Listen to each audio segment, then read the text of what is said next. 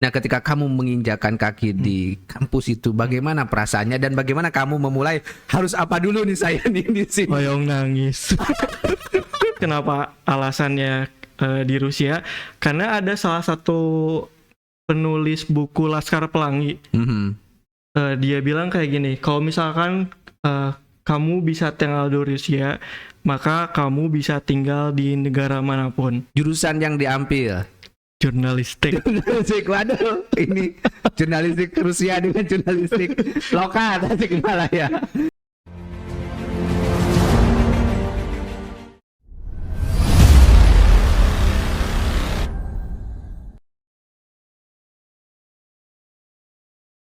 Assalamualaikum warahmatullahi wabarakatuh. Kembali lagi dengan saya Sandi Awe di Radar Tasik Podcast. Kali ini saya kedatangan tamu dari luar negeri. Dari Rusia, tapi orang Indonesia, brother. Orang Tasik. Orang Tasik, inilah dia Kang Setiaji. Oke, saya sedikit memperkenalkan kepada teman-teman. Ini istimewa sekali pemuda kota Tasikmalaya ini.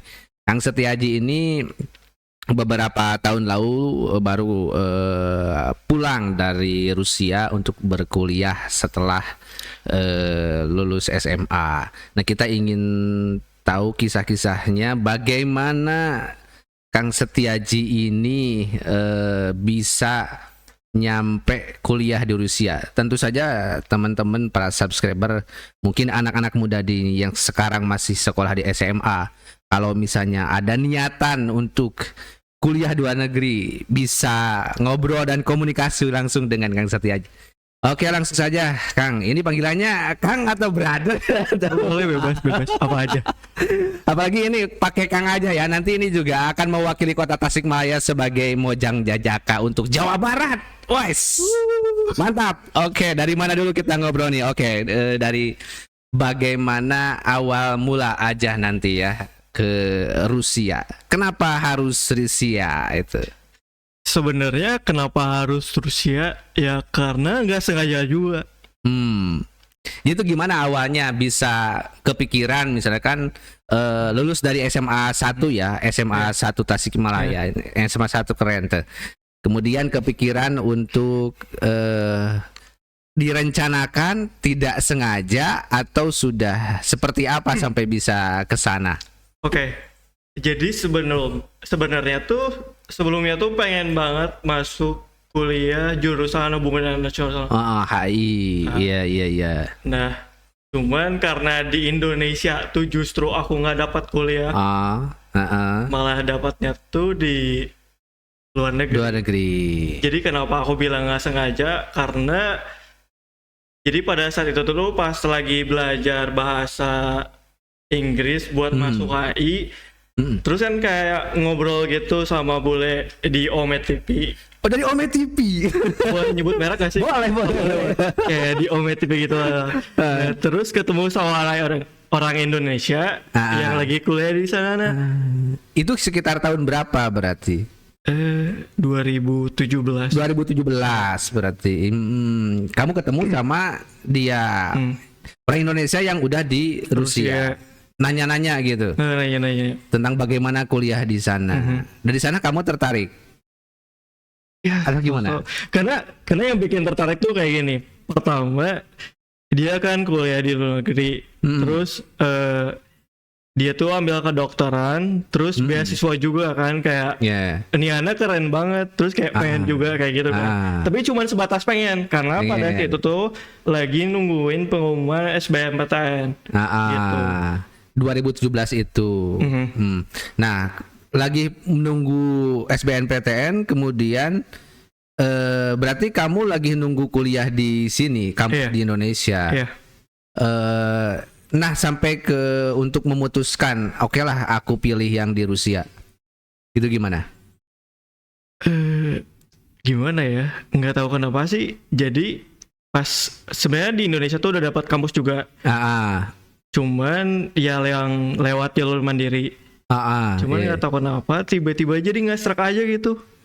Kayak ya udah yang di Indonesia tuh ditinggal. sorry. Terus nyobalah tahun depan. Jadi 1 tahun setelah lulus SMA tuh nggak kuliah dulu. Tahun depan tuh nyoba buat daftar ke Rusia. Dan ternyata keterima kayak gitu. Berarti tahun 2018. Ya, 2018. Okay. Nah, bagaimana caranya kamu ngawali daftar ke kampus itu? Dibantu sama temen atau kamu nyari sendiri? Oke. Jadi kan aku tuh udah dapat sedikit informasi dari si yang orang ketemu di Omet TV itu. Iya. Yeah. Dia cuma ngasih tahu, ya udah coba kamu cari di pusat kebudayaan Rusia. Namanya tuh PKR, beasiswa PKR. Terus udah gitu aku nyari-nyari, terus nyari-nyari info juga kayak di Instagram, di Facebook. Terus ada nemu satu forum di Facebook yang bahas soal beasiswa Rusia gitu. Terus ya udah dibaca dan di sana tuh dikasih tahu kapan mulai pendaftaran lagi kayak gitu.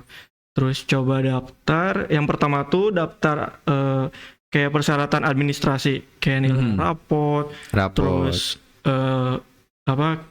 hasil medical check up, terus bikin motivation letter juga, alasan kenapa kamu pengen kuliah di Rusia dan kenapa kamu pengen ambil jurusan itu, kayak gitu. Nah, pada saat itu kamu nulis alasannya apa pengen ke sana? Oke. Jadi waktu itu di motivation letter aku nulis kayak gini. Kan nama aku Setiaji nih. Setiaji. Terus kayak kan Setiaji itu artinya tuh cahaya. Nah, semoga kayak aku tuh menjadi penerang dunia kayak gitu. Terus kenapa alasannya di Rusia? Karena ada salah satu penulis buku Laskar Pelangi. Dia bilang kayak gini, kalau misalkan kamu bisa tinggal di Rusia, maka kamu bisa tinggal di negara manapun. Kayak gitu. Oh, itu yang memotivasi kamu. Jadi kayak emang si ekstrim itu Rusia. Gitu. Nah, itu berarti kamu udah daftar. Nama kampusnya apa? Southern Federal University. Kalau bahasa Rusianya tuh Yuzhny Federalny Universitet. Yuzhny Federalny Universitet. Kayak ini Pikinaki kalau dengar bicara bahasa Rusia. Nah, kamu awalnya sebelum memutuskan untuk ke kampus Rusia, itu belajar Rusia dulu atau gimana? Belajar bahasa Rusia. Kursus atau otodidak?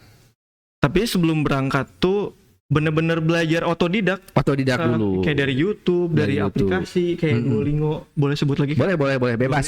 Terus YouTube, aplikasi. Banyak yang dari YouTube juga ya. Banyak dari aplikasi bahasa. Iya, aplikasi bahasa. Duolingo dan lain sebagainya. Jadi belajar, kemudian kemana dulu tuh berangkat? Dari Tasik kemana dulu kalau mau ke Rusia? Oke, dari ke Rusianya, rutenya kemana nih kamu? Dari Tasik kemana? Ke Soekarno-Hatta dong, ke Jakarta. Oh, langsung ke sana. Dari sana terus ke Moskow. Oh, enggak. Karena kan transit dulu. Jadi nggak langsung ke Moskow, tapi dari Jakarta itu ke Bangkok, dari Bangkok ke Moskow. Cuman lupa waktu itu berapa lama ya? Kayak 25 jam kalau nggak salah. 25 jam di pesawat itu. Iya. Berarti Tasik, Jakarta, Bangkok, Moskow. Dari Moskow perjalanan darat. Iya, perjalanan darat ke kota apa? Rostov-on-Don. Rostov-on-Don. Itu Ondon. Iya. Itu kampus kamu di sana, memang di sana. Di sana itu di mes atau kamu di ngekos? Kalau istilah di sini, kalau di sana istilahnya apa? Di asrama. Asrama berarti. Asrama disediakan sama kampusnya. Iya, ada. Oh, selama berapa tahun berarti di sana? 4 tahun kurang. 4 tahun kurang, dari 2018 sampai 2002-an. 2021 berarti. 2021 berarti 4 tahun kurang. Yeah. Jurusan yang diambil jurnalistik. Waduh, ini jurnalistik Rusia dengan jurnalistik lokal Tasikmalaya. Kenapa jurnalistik? Karena jujur, aku tuh punya pengalaman jurnalistik dari SMP dan bahkan aku pernah gimana ya bilangnya? Pernah di sini juga di radar. Tapi bukan di radarnya, di Ekspresi. Ya, di Ekspresi, salah satu majalah. Dulu tuh majalah remaja. Iya. Betul sekali, Radar itu dulu punya majalah Ekspresi yang penulisnya itu adalah anak-anak pelajar yang suka menulis. Jadi kamu anak Ekspresi juga waktu Ekspresi. Berarti banyak anak Ekspresi ini udah sebelum kamu udah ada anak Ekspresi yang ke luar negeri gitu kan. Kemudian sekarang giliran kamu yang ke luar negeri. Kalau kemarin anak Ekspresi kemarin itu ke Jerman, sekarang posisinya ada di Australia. Yaitu sama itu anak Ekspresi juga. Kamu juga anak Ekspresi. Keren sekali ini. Siapa yang ke Australia? Lisan sekarang. Lisan Kirana. Lisan itu berarti di atas kamu itu dulu ketika angkatannya di atas kamu. Awalnya di Jerman 2 tahun, sekarang di Australia. Posisinya sekarang lagi di Australia ya itu. Kemudian ambil jurusan jurnalistik. Itu gimana tuh jurnalis di sana? Pelajaran jurnalistik di sana gimana tuh? Sebenarnya kalau belajar jurnalistik di sana gimana? Ya mungkin aku nggak tahu kan kalau di Indonesia kayak gimana. Mungkin lebih ke gini aja sih, pengalaman jurnalis selama ini deh, sama kuliah jurnalistik di kampus aja gimana gitu kan. Jadi kan kalau tiap tahun kan suka ada magang gitu. Nah, orang asing tuh nggak pernah kedapatan magang di media Rusia, nggak pernah. Kenapa? Soalnya katanya orang asing tuh dianggap mata-mata. Oh, bahaya. Astagfirullah, si Wendy Cirian. Tenang. Kita akan bicara tentang pengalaman ya, fakta yang terjadi gitu kan, dugaan kekhawatirannya dari teman-teman, tebakan-tebakan. Iya, soalnya emang benar-benar nggak pernah. Jadi kalau magang tuh suka di kampus terus. Oh, jadi kegiatan liputannya di kampus. Iya, di kampus. Untuk biaya hidup di kampus itu gimana? Nah, kebetulan kalau di Rostov-on-Don tuh kayak apa ya? Kota yang menghasilkan produk pangan gitu. Jadi ya kayak di Bandung kurang lebih. Wow, kayak di Bandung gambarannya. Tidak terlalu mahal berarti. Ya, gitu. Selevel Rusia mah gitu kan. Kayak di Bandung. Gitu. Jadi kamu itu kan beasiswa pendidikannya ditanggung sama kampus. Atau sama pendidikan, biaya pendidikannya. Biaya sehari-harinya ada gak dari kampus atau dari lembaga? Ada. Jadi per bulan tuh dapat uang saku kayak gitu. Kamu bergaul dengan siapa di sana? Ada orang Indonesia yang sama-sama kuliah di jurnalistik? Ada. Banyak. Kebetulan aku sekelas sama orang Indonesia, satu orang kayak gitu. Oh, satu orang. Ada. Jadi aku tuh masuk kelas lokal. Kebanyakannya tuh orang Rusia, dan selama kuliah pun bahasa pengantarnya bahasa Rusia kayak gitu. Dan orang asingnya tuh cuman ada maksudnya kayak bukan orang Rusia ya. Yang bukan orang Rusia tuh ada 5 orang. Ada 5 negara. Ada 5 negara. Ya. Dari Ukraina, Belarusia, terus salah satu negara di Afrika, bentar. Kelapa Gading Pantai Gading. Oh iya, Pantai Gading. Pantai Gading. Jakarta Kelapa Gading. Gak apa-apa.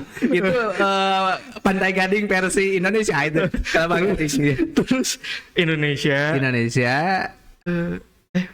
Iya, berarti Indonesia, Pantai Gading, Ukraine, Belarusia, satu lagi. Bentar.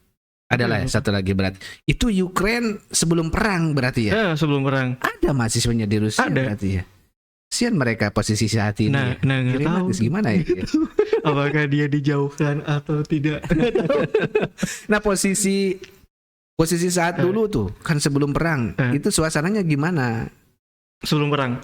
Kalau posisi sekarang pas peperangan di daerah kampus kamu ada terjadi konflik nggak di Rusia?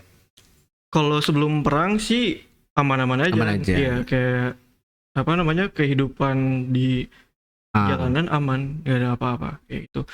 Tapi kalau sekarang nih ya, jadi tanggal 24 Juni kemarin tuh ada bilangnya kayak tentara bayaran lah kayak gitu. Jadi kayak Rusia nyerang Rusia kayak gitu. Namanya tuh Merger. Ada kelompok itu. Ada kelompok itu. Terus Terus aku langsung kontak dong teman aku kayak gimana di sana kayak gitu. Terus kayak kita nggak boleh keluar dari asrama kayak diam aja. Soalnya ada penembakan gitu. Dan itu dekat kampus. Dekat kampus juga. Dekat kampus. Tapi selesai pada tahun itu. Beres. Nggak ada lagi pemberontakan kayak gitu. Oh enggak, ini maksudnya yang baru terjadi. Yang baru terjadi. Yang tanggal 24 Juni kemarin. Oh. Tanggal 24 Juni. Nah, ketika kamu menginjakan kaki di kampus itu, bagaimana perasaannya dan bagaimana kamu memulai harus apa dulu nih saya nih di sini? Hoyong nangis. Jujur, jadi kamu pingin nangis gitu kan? Ini saya lagi ngapain gitu kan? Karena kayak gini kan, kayak kita tuh kayak orang baru belajar ngomong, belajar baca, sebelum belajar lah kayak gitu kayak anak kecil masuk TK, terus tiba-tiba masuk ke kuliah yang dosennya tuh ngomong cepet banget, terus banyak kosakata yang baru juga. Jadi kayak benar-benar nggak ngerti sama sekali. Jadi kayak ngomong nggak ngerti, materi nggak ngerti. Jadi kayak pengen nangis, dapat tugas nggak ngerti harus ngapain. Tapi itu tahun pertama aja. Tahun pertama aja. Jadi penderitaan bahasa itu di tahun pertama. Tapi bisa survive dong. Oh, mantap. Bisa sampai bertahan di sana dan lulus itu kan kamu sudah menunjukkan perjuangan ya. Terus teman main pertama kamu siapa? Orang mana? Maksudnya selain orang Indonesia? Selain Indonesia. Orang Latin sih, Kolombia, orang Kolombia, kayak gitu. Berarti beda kelas berarti kan? Sama. Yeah. Jadi sebenarnya sebelum kuliah tuh ada persiapan bahasa dulu. Kayak gitu. Persiapan bahasa berapa bulan ya? Jadi semua mahasiswa dari luar negeri disiapkan untuk berlatih bahasa Rusia. Oh, jadi punya teman itu di sana. Terus mainnya kemana tuh anak-anak mahasiswa Rusia? Bagaimana mainnya tuh gimana? Nyanyi, nongkrong. Kalau di sini kan lagi musim ngopi, ngopinya di kafe, gitu kan? Ini gimana ngopinya? Mancing. Main di kafe. Tapi asik-asik gak orang Rusia itu?